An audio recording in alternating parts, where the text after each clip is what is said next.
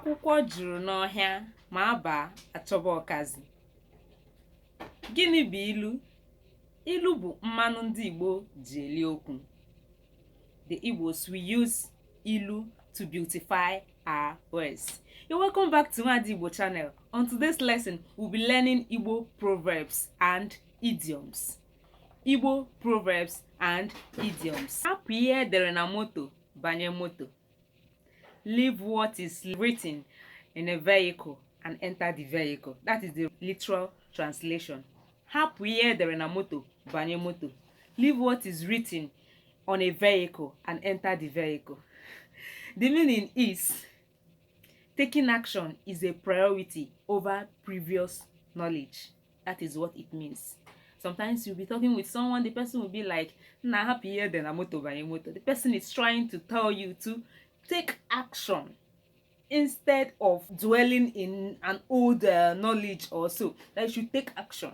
It is more priority than those things you've been saying. So it means taking action is a priority over previous knowledge. Onye m ga-emeri, anaghị m arịọ Chineke ka o nyere m aka. The person I can defeat, there is no need to ask God to intervene. So what this one is trying to say is, that is the meaning of this particular one, is the battle I can easily overcome do not require additional effort. The battle I can easily overcome do not require additional effort. That is what this one is trying to tell us. Onye m ga-emeri, anaghị m arịọ Chineke ka ọ gbara m ọgụ. The battle I can easily overcome do not require additional effort. Agaracha must come back. Agaracha must come back. This one means you cannot totally shy away from your responsibilities.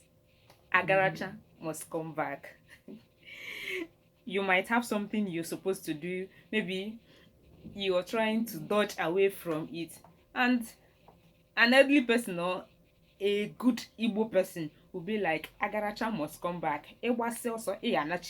So you cannot totally shy away from your responsibility. Ejiri ụtụtụ ama njọ ahịa. Ejiri ụtụtụ ama njọ ahịa. You know, when you come to the market, you are just opening your shop. Before 10, 11, you'll be like, today is a bad market. No, you cannot just state that, you know. But meanwhile, this is a literal meaning for it. But one's future cannot totally be determined by bad starts. Ejiri ụtụtụ ama njọ ahịa. One's future cannot totally be determined by bad starts. Anything can happen at any time. So you will not use because this happened to this person at initial stage and conclude that this is how it's going to be. So one's future cannot totally be determined by bad starts. That is ejiri ụtụtụ ama njọ ahịa. When an Igbo person use this proverb, just know that this is what it means. Nri bụ ndụ. Nri bụ ndụ. This one means an empty stomach can lead to an early grave. An empty stomach can lead to an early grave. Nri bụ ndụ. Irigokwa nri taa, kabakwa ahụ ka irie nri. A na-ekwu na ọkụ gbara fada, ị na-ajụ ma ọ gbara afụ ọnụ ya. A na-ekwu na ọkụ gbara fada, ị na-ajụ ma ọ gbara afụ ọnụ ya. The meaning of this one is when someone is saying something very important and you're busy asking a silly question.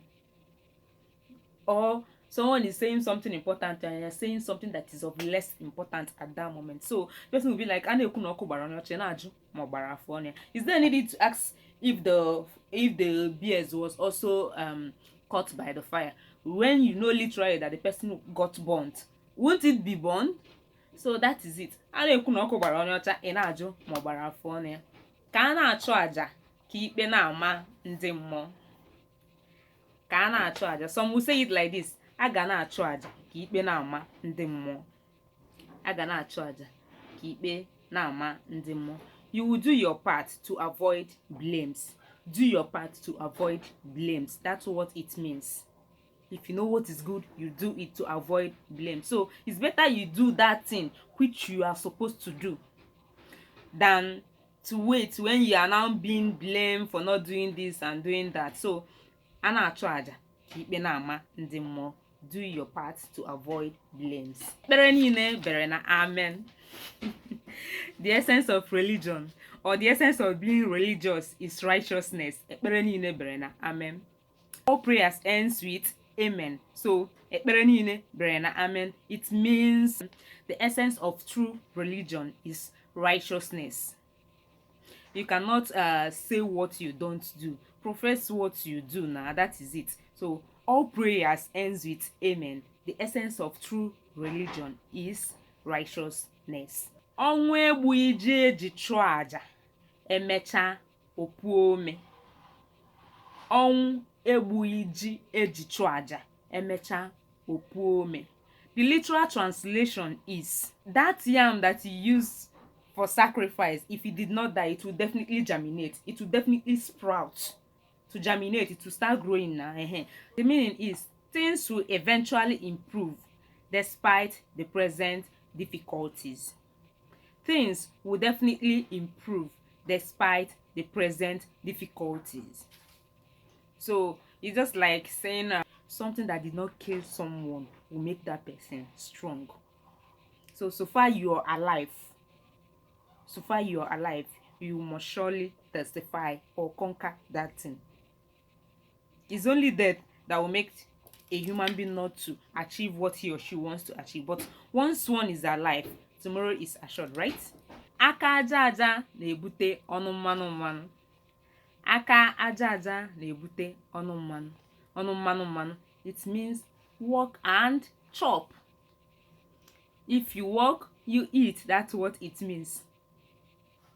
A hardworking person will definitely eat at the end of it. So work and chop.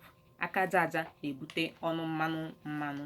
Etie dike n'ala, anụ ụzụ ya. The downfall of a famous man attracts public attention. The downfall of a famous man attracts public attention. That is, etie dike n'ala, anụ ụzụ ya. You know, someone that is very rich, when the person suddenly goes down, people will, it will be so obvious. It will be so obvious. People will notice. People will talk about it. So, etie dike n'ala, anụ ụzụ ya. The downfall of a famous man attracts public attention. Ewu nwụrụ n'ọba ji, abụghị agụ gburu ya. He that has the means, but his undoing is laziness. He that you have means of doing something, but you are too lazy to do it. So, ewu nwụrụ n'ọba ji, abụghị agụ gburu ya. Normally, if you keep yam for a goat, the goat will eventually devour it. So if you come to your yam barn and see a dead goat, you say that the goat died out of hunger. It's eventually laziness, right? So ewu nwụrụ n'ọba ji, abụghị agụ gburu ya. He has means, but his undoing is laziness. He has means of doing something, of achieving something, but his undoing is laziness. You have means of achieving something, but your undoing is laziness. So ewu nwụrụ n'ọba ji, abụghị agụ gburu ya. Ugo chara acha adịghị echu echu. It means one that is well trained stand the test of time. One that is well trained stand the test of time. It is usually used in ladies.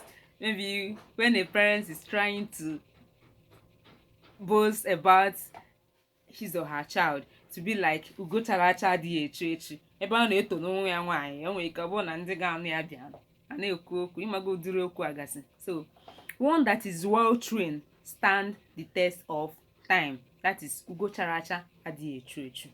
Akwụkwọ juru n'ọhịa ma abaa achọba ọkazị. Akwụkwọ juru n'ọhịa ma abaa achọba ọkazị. This one is trying to tell us that many we are called but few we are chosen. It's just like men trying to say that there are women everywhere but wives are few. There are women everywhere, but when you want to get a wife, they'll be like, I'm looking for a lady to marry. But you'll be like, women are plenty everywhere. So you can easily use this one for it. Akwụkwọ juru n'ọhịa mana aba achọba ọkazị. We are much, man. Echoze no one. You now deep inside to find wife material. They will say that it's very hard. So this is where this proverb will come in. Akwụkwọ juru n'ọhịa ma aba achọba ọkazị. Many were called, but few were chosen. Akọta ihe ka ubi, ele ọba. Ọ na-agba akọta ihe ka ubi, ele ọba. That is, ọba is your barn. Akọta ihe ka ubi, ele ọba. One who incurs what is beyond one's ability may sell all he has.